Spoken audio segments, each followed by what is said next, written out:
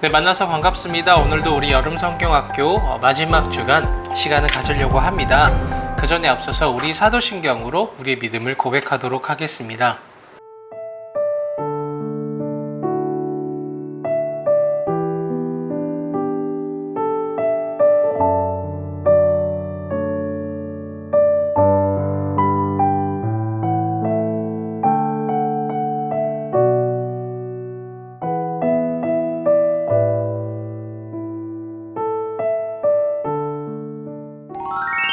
네, 오늘 우리가 나눌 말씀은 이사야서 11장 1절에서 9절 말씀입니다.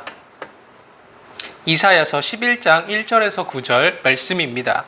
다 같이 읽어보도록 하겠습니다.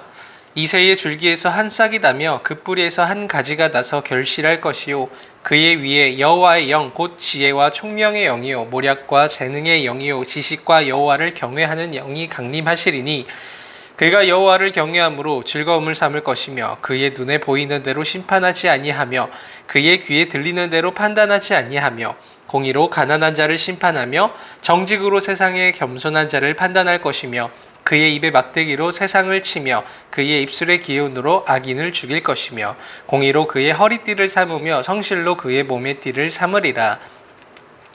그때 이리가 어린 양과 함께 살며 표범이 어린 염소와 함께 누우며 송아지와 어린 사자와 살진 짐승이 함께 있어 어린아이에게 끌리며 암소와 곰이 함께 먹으며 그것들의 새끼가 함께 엎드려지며 사자가 소처럼 풀을 먹을 것이며 젖 먹는 아이가 독사의 구멍에서 장난하며 젖된 어린아이가 독사의 굴에 손을 넣을 것이라. 내 거룩한 산 모든 곳에서 해됨도 없고 상함도 없을 것이니 이는 물이 바다를 덮음같이 여호와를 아는 지식이 세상에 충만할 것임이니라. 아멘. 오늘 말씀 제목은 그게 말이 돼 라고 하는 말씀 제목입니다. 저번 주에 이어서 오늘도 하나님이 창조주이심을 바라보면서 교회가 어떻게 환경 문제에 신경을 써야 할까 하는 것을 살펴보려고 합니다. 우리가 저번 주에 나눴던 말씀을 한번 되짚어보면 노아의 방주 이야기를 했습니다. 하나님이 홍수로 심판하셨지만 노아에겐 은혜를 베푸셔서 방주를 짓도록 하셨고 심판에서 건짐을 받도록 해주셨죠. 그런데 사람뿐만이 아니라 각종 동물들과 새들도 노아의 방주에 함께 태우셨다 하는 것을 깊게 생각해 봤어요. 사람의 범죄로 자연 세계에도 심판이 대상이 되었지만 하나님의 은혜를 통해서 새로운 시작을 하나님께서 마련하셨다라는 것을 나누면서 오늘날의 방주인 교회가 자연 환경을 신경을 써야 하고 책임을 지고 회복하기 위해 노력해야 한다라는 것을 살펴보았습니다.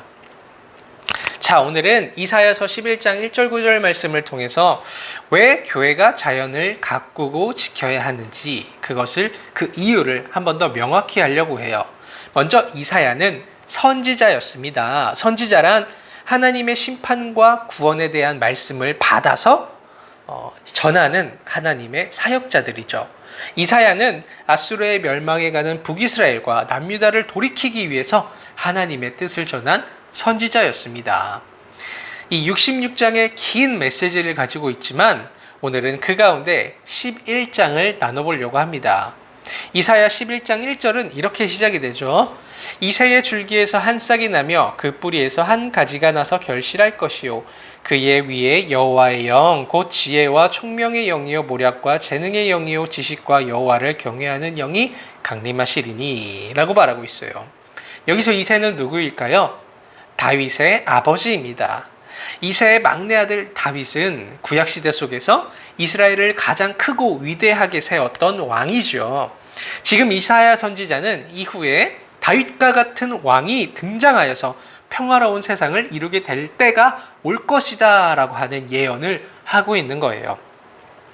이새의 줄기에서 한 싹이 날 것이니 이렇게 말을 하고 있는데 사실 성경 원문을 보면 이 나무가 동강 잘린 그루터기를 말하고 있어요. 그 그루터기 위에 싹이 날 것이다 라고 말하는 것이죠. 전기톱으로 나무를 탁 동강 자르면은 그루터기만 휑하게 남죠. 그 나무는 더 이상 자랄 수가 없고 쓸모가 없는 그냥 버려진 나무가 되는 것이죠. 그 그루터기는 이처럼 어떤 실패와 희망이 없음을 상징하고 있는 거예요. 바로 그 위에 하나님께서 싹이 나게 하시고 열매를 맺게 될 것이다 라고 하나님께서 말씀하시는 거죠. 하나님의 싹이라고 할 수 있는 왕, 그 왕이 누구일까요? 바로 3절에서 말하는 것처럼 여호와를 경외하고 공정하게 심판하고 입에 막대기로 세상을 치고 입술의 기운으로 악인을 죽이는, 공의와 성실로 나라를 다스리는 그 왕으로부터 새로운 희망이 시작될 것이다 라는 것을 말하고 있는 것이죠. 그 왕이 이 세상에 오면 죄와 폭력과 다툼이 다스리는 나라가 아니라 참된 평화의 나라로 회복되고 시작될 것이다 라고 하는 이 메시지를 담고 있는 거예요. 그렇다면 그 나라는 어떤 나라인가? 어떤 나라의 모습일까? 라고 하는 것을 상상하는 부분이 바로 오늘 말씀입니다. 6절에서 9절 말씀. 묘사가 너무나도 놀랍고 어떻게 보면 말이 안 되는 비유이죠.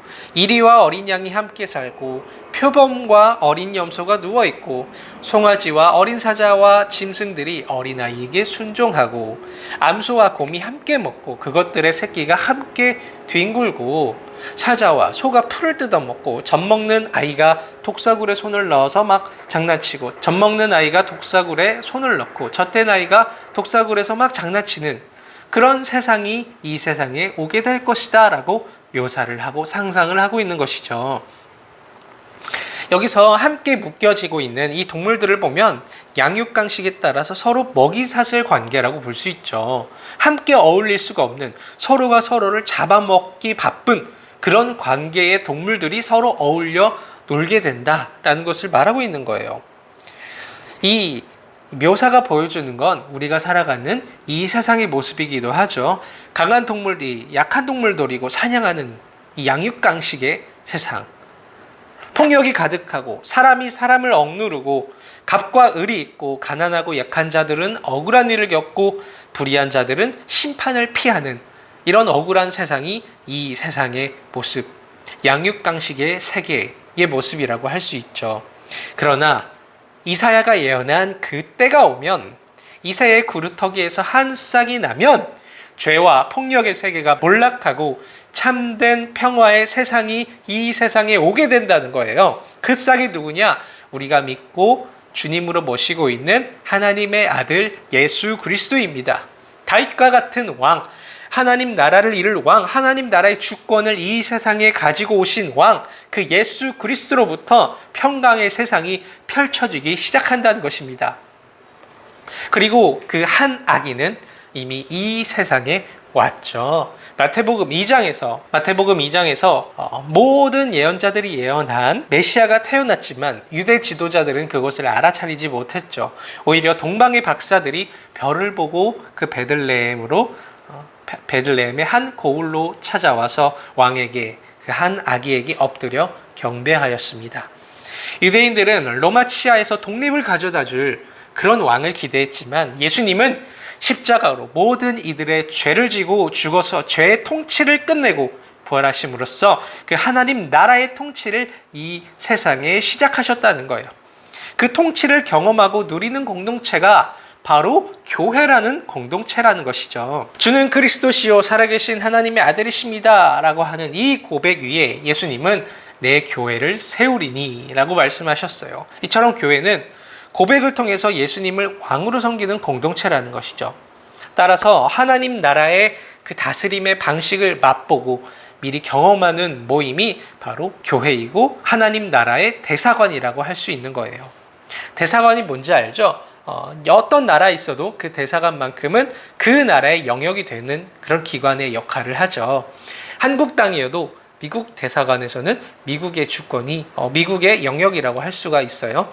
그래서 어떤 영화들을 보면 막 외국인들이 보호를 받기 위해서 자기 나라의 대사관으로 도망치는 그런 장면들이 종종 등장을 하거든요.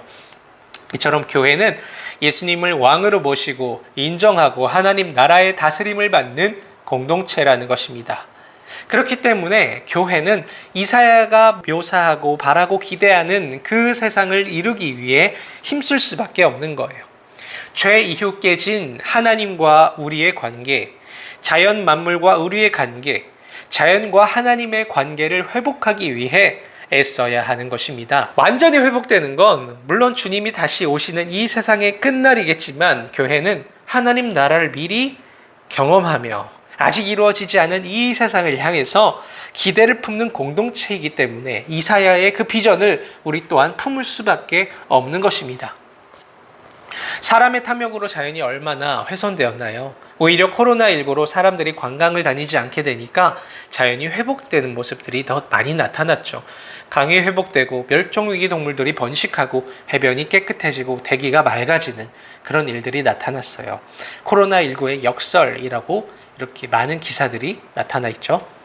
오히려 사람의 발길이 끊기니까 자연이 회복되는 것을 보면 참 아이러니한 것 같아요. 간디라고 하는 사람 여러분들 알죠? 간디는 동물을 대하는 태도를 보면 그 나라의 도덕성을 알 수 있다라고 얘기를 했어요.